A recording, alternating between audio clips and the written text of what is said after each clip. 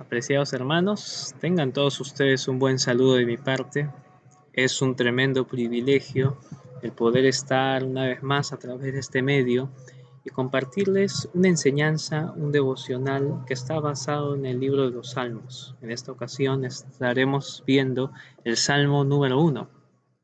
Este salmo nos va a hablar acerca de la prosperidad bíblica. Tal vez algunos se pregunten, ¿podemos tener prosperidad aún en estos tiempos de pandemia? Eh, cómo va este tema de la prosperidad, ¿no?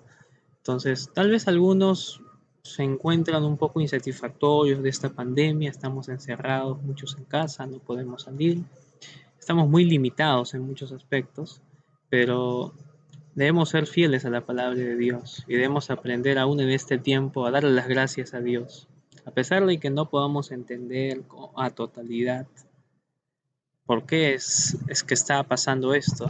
Le damos gracias a Dios por eso y le damos gracias porque Él es soberano. Él, aún a pesar de esto, Él lo está permitiendo y Dios sabe por qué lo hace. Le damos gracias por eso. Hermanos, el Salmo número 1 tiene solamente 6 versículos. Tiene 6 versículos y estos 6 versículos va a ser lo que vamos a estar desarrollando. A primera vista, cuando leemos este Salmo número 1, no logramos entender con mucha claridad los conceptos, pero cuando lo meditamos, lo leemos una, dos o más veces, empezamos a entender qué es lo que Dios quiere enseñarnos, cómo es que Dios nos edifica a través de su palabra.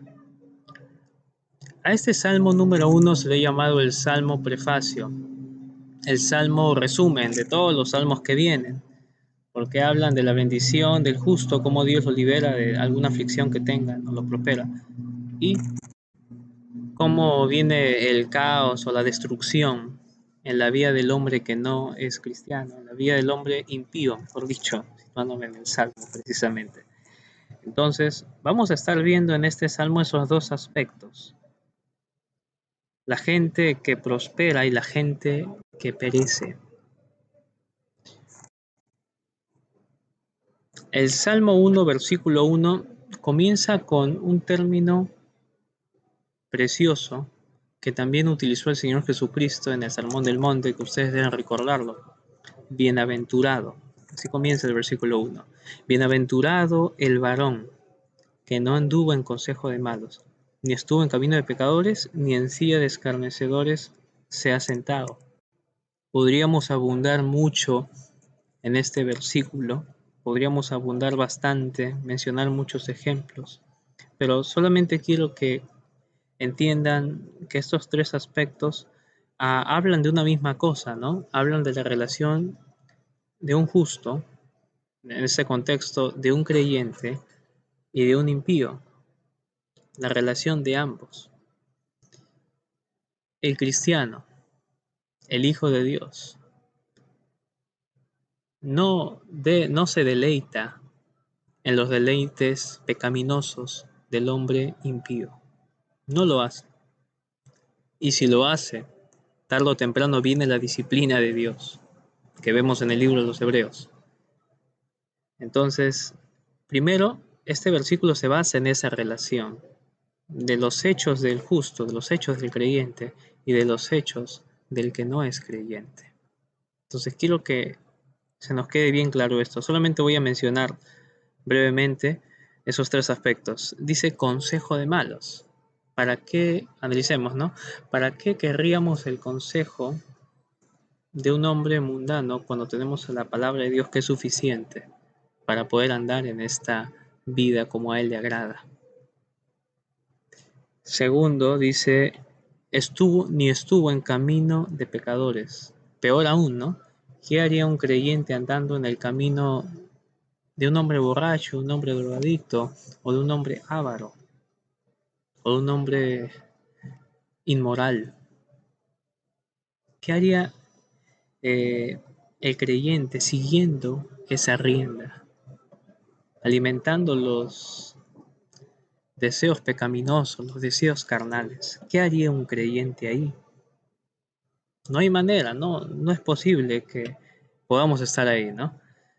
Aunque muchas veces cometemos ese error y pecamos. pero gracias a Dios por su misericordia y el perdón que Él nos ofrece, si confesamos nuestros pecados. Entonces, vuelvo a repetir, el primer aspecto, el consejo de los malos.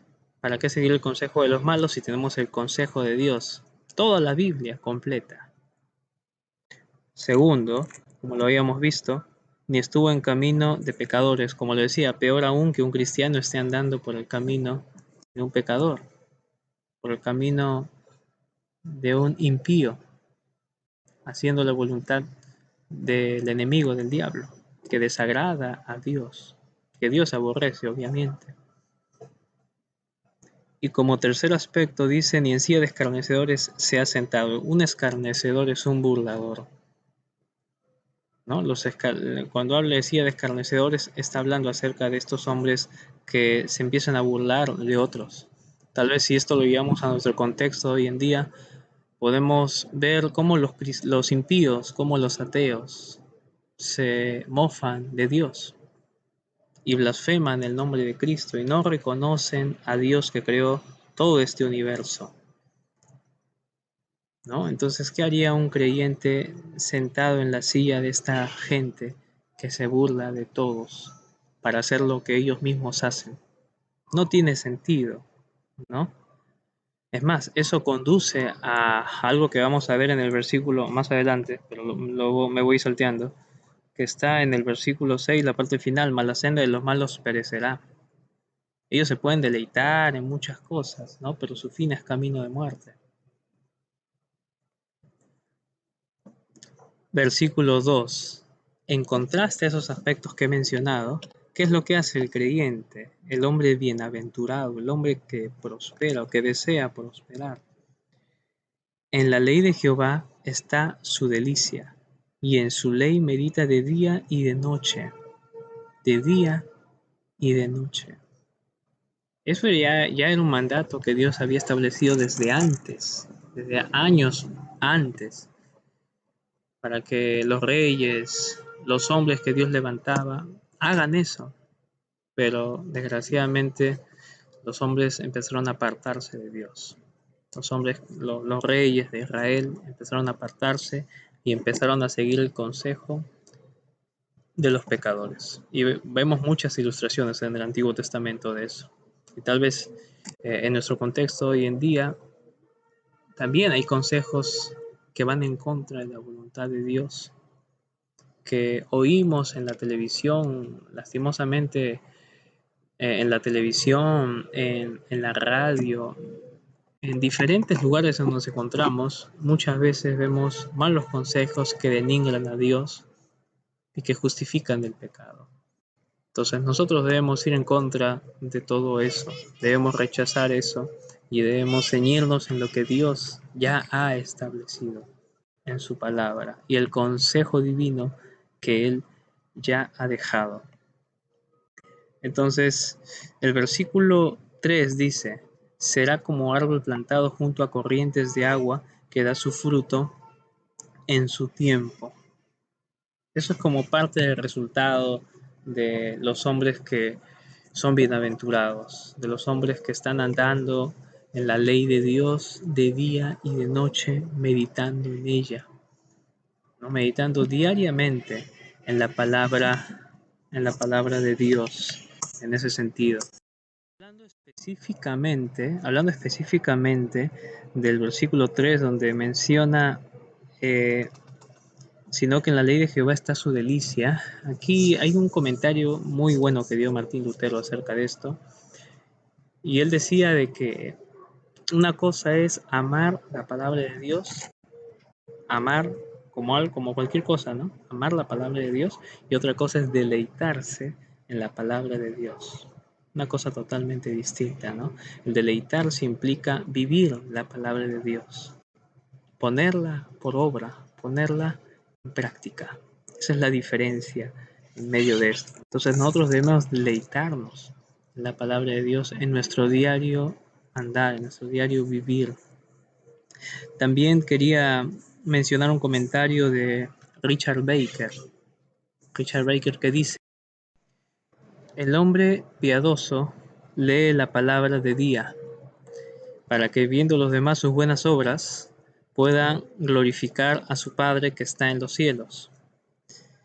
Lo hará de noche para no ser visto de los hombres, de día para mostrar que no es uno de los que temen la luz, de noche para mostrar que es uno de los que pueden brillar en la sombra, de día porque es la hora de obrar, y así obra mientras es de día, de noche, para que su Señor no venga como ladrón en la noche y le encuentre ocioso. Yo creo que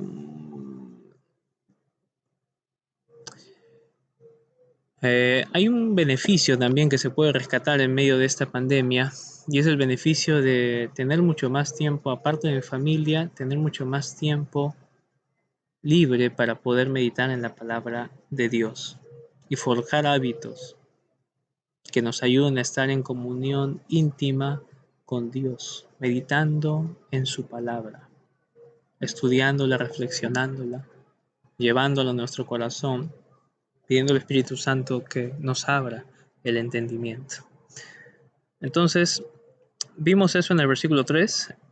A partir del versículo 4, vamos a estar viendo qué de la gente que no es bienaventurada, qué de los pecadores que no conocen, en otras palabras, hoy en día a Cristo. ¿Cuál es el resultado de ellos? ¿Cuál es el resultado? Entonces, el versículo 4 dice: no así los malos, que son como el tamo que arrebata el viento.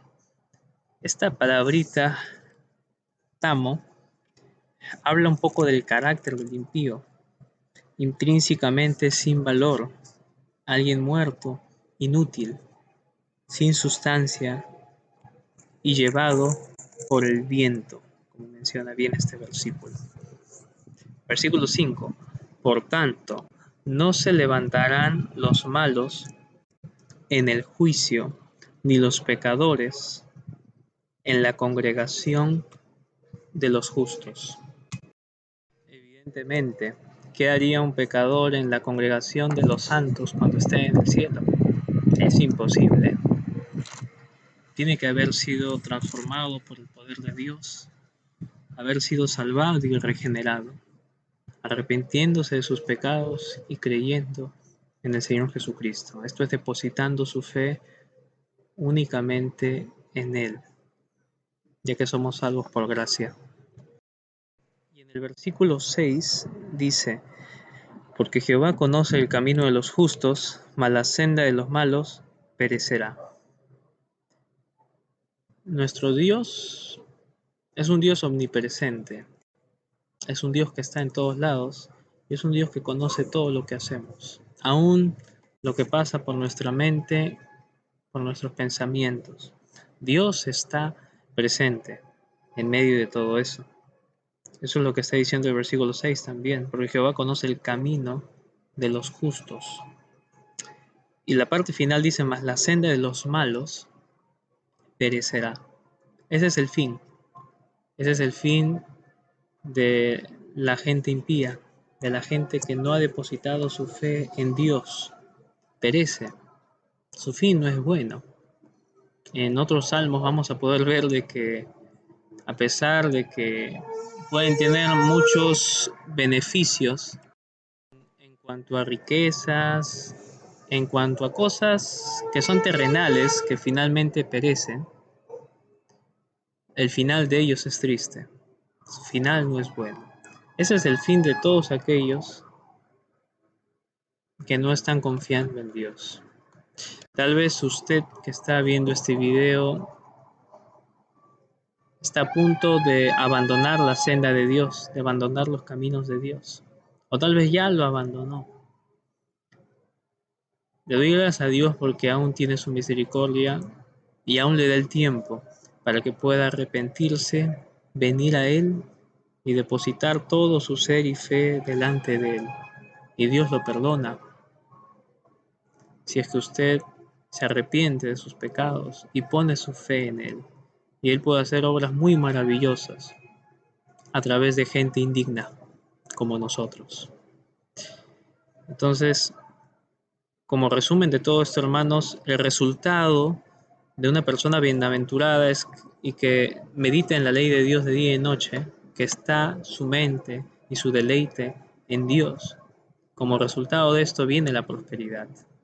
En todo lo que hace le va bien. ¿Por qué? Porque Dios está con él. Dios está con él porque está deleitándose en su palabra, porque está poniendo por obra.